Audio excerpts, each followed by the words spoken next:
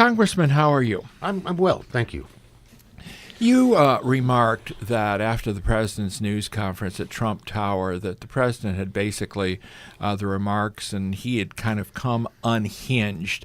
Do you join San Francisco Bay Area Congresswoman Jackie Speier in calling for the president's removal from office under the 25th Amendment, which that has never been invoked before, that constitutional provision? Do you now call on the Congress to act? I think the culmination of events, the culmination of this president and the White House basically being unhinged, and what is going on in this country kind of displays that there is no path, no leadership.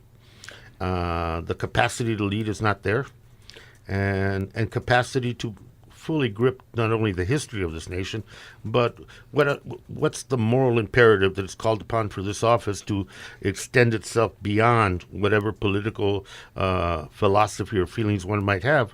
It's not there, and we saw that in Charlottesville, and we saw it with the back and forth in terms of him trying to defend what the hate groups brought to that city, violence and a death, and to try to justify it as if they do it, making a moral equivalency argument for the protesters that were there, then what's wrong?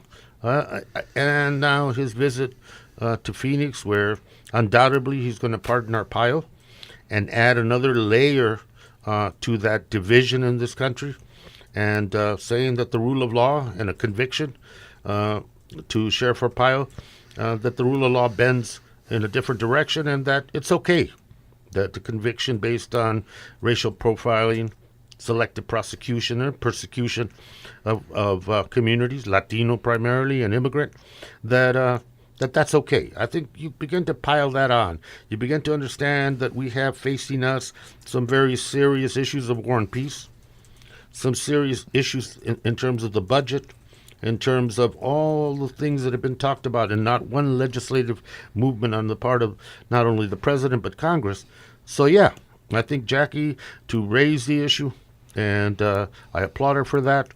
And you join her. You join her, and I'll be glad to join her, because I think it is a way for the American people to continue to keep focus on this presidency.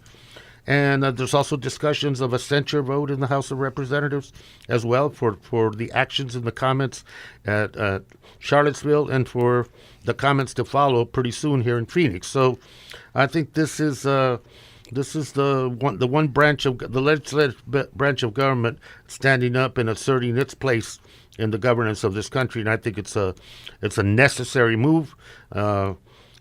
It's never been effectuated in the past, and but I think we are in the middle of some extraordinary times, and in the middle of what I believe is a presidency that has no rudder, and basically is showing the lack of leadership and lack of capacity to understand how to lead, that I think jeopardizes this